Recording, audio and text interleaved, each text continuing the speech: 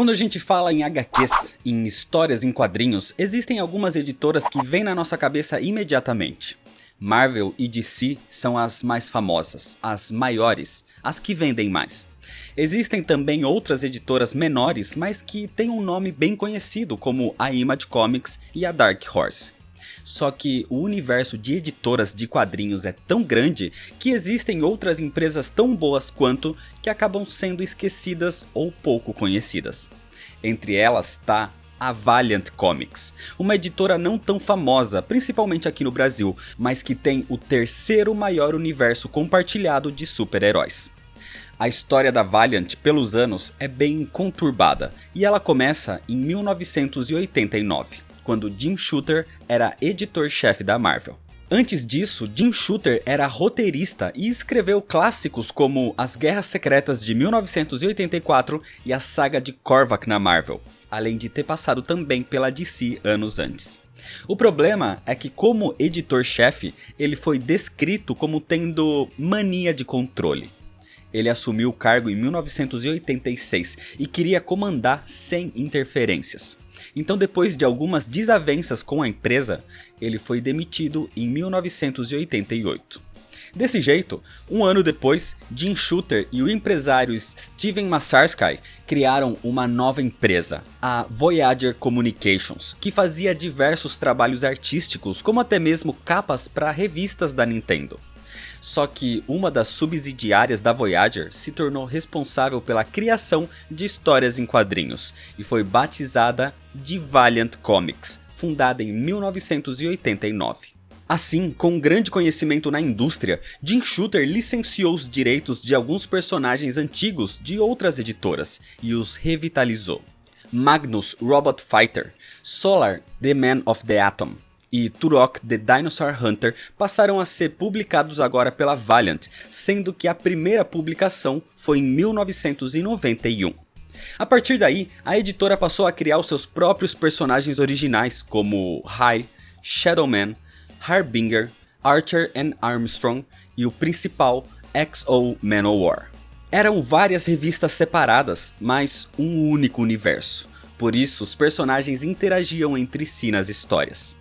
As edições Zero, que traziam as origens dos personagens, foram um sucesso no seu lançamento, o que fez a empresa crescer cada vez mais e se consolidar no mercado, inclusive aproveitando o boom dos quadrinhos nos anos 90, fazendo a editora se tornar a terceira maior dos Estados Unidos, abaixo só de Marvel e DC na época.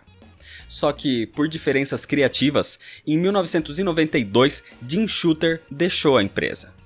Mesmo assim, o sucesso da Valiant só aumentava e em 1993 foi considerada a editora do ano pela revista Wizard. As criações também não paravam.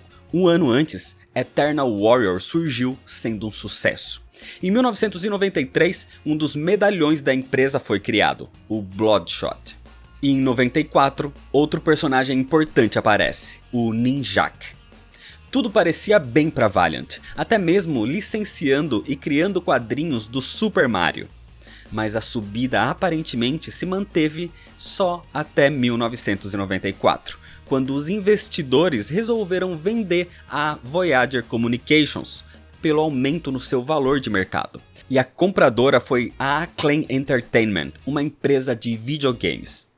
Em 1996, a Acclaim decide rebootar as propriedades em quadrinhos, reestruturando o universo e até mesmo criando um selo novo, o Acclaim Comics, contendo os batizados Valiant Heroes.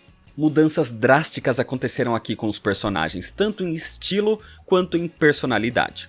Então o que tinha surgido há apenas 5 anos e que estava se tornando um sucesso, começou a sofrer uma queda e abandono dos leitores, sentindo que tudo que tinham lido antes foi desperdiçado. Além desse ser o período histórico onde aconteceu a quebra da indústria de quadrinhos. A Acclaim, por ser uma empresa focada em jogos, aproveitou então para usar os personagens que tinham os direitos. Shadow Man foi um desses jogos feitos baseado no personagem dos quadrinhos. A empresa também fez uma parceria com a Marvel e lançou um game do Homem de Ferro com X-O Manowar.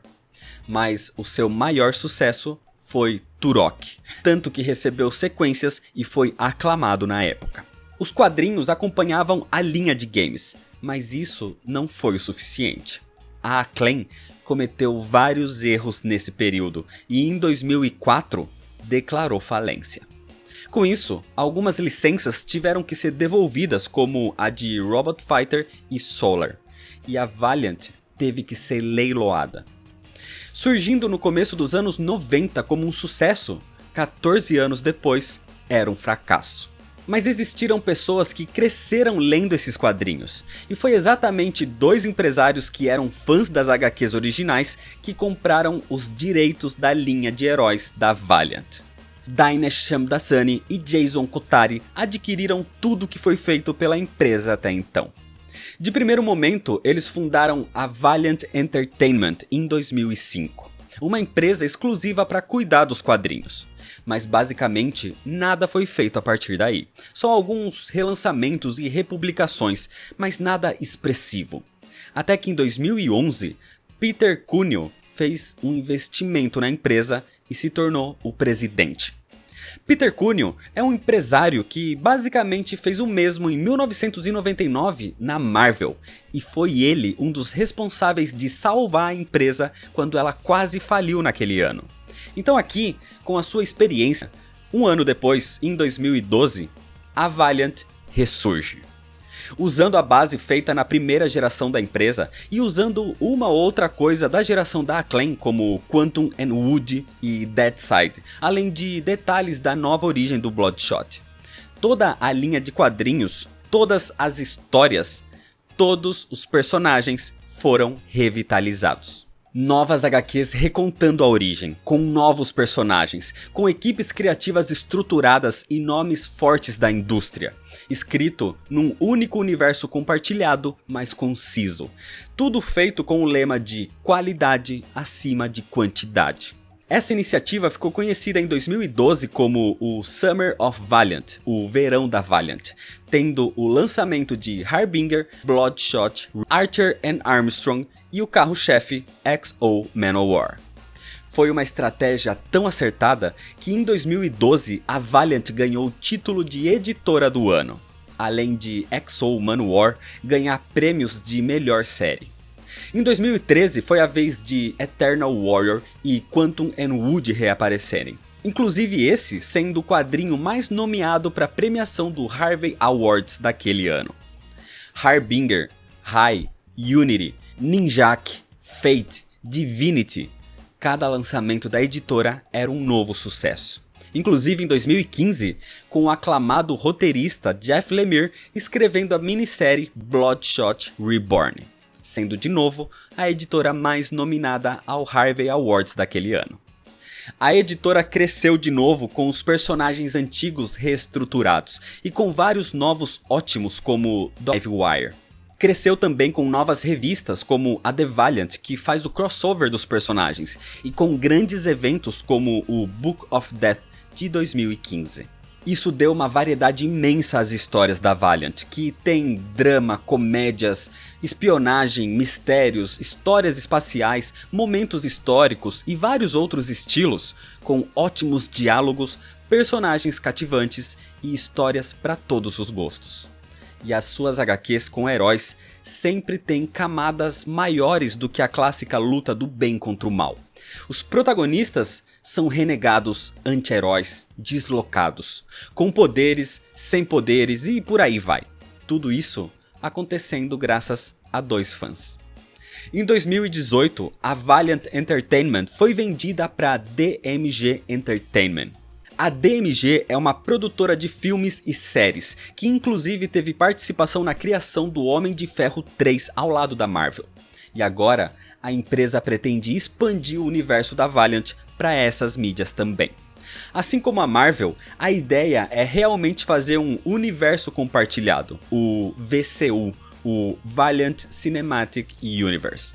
E quem vai começar isso é o Bloodshot, porque o personagem tá ganhando um filme que tá para ser lançado agora em 2020, estrelado pelo Vin Diesel. E esse pode ser o ponto de partida, tanto que existem conversas para produções de outros filmes como Fate e Harbinger. E o Ninjak já recebeu uma websérie em 2018 com a participação de outros personagens, mas não seria catalogado para esse VCU. A ideia da DMG é crescer não dentro do mercado de quadrinhos, mas no cinema e na TV, porque os quadrinhos não terão alteração, já que estão sendo um sucesso. A única coisa que foi alterada é a cadeira da presidência, onde depois de adquirida, o fundador Dinesh deixou o cargo e passou a ser somente consultor. No Brasil, as publicações da editora atualmente são feitas de forma digital pela Social Comics e também de forma física pela editora Jambô, que compila e encaderna alguns arcos. Então dá pra perceber que o universo compartilhado da Valiant tá vivo e em expansão. Uma editora que fez muito sucesso nos anos 90, quase morreu nos anos 2000 e agora renasceu depois de 2012. Mas para conhecer um pouco mais a fundo sobre os personagens da Valiant em si, isso é história para outro vídeo. Então é isso, se você ainda não é inscrito, se inscreve no canal, deixa seu like se você gostou e comenta se você já conhecia a Valiant Comics. Me segue lá nas redes sociais para ficar por dentro de todas as novidades, compartilha esse vídeo com seus amigos. Muito obrigado, valeu e até mais.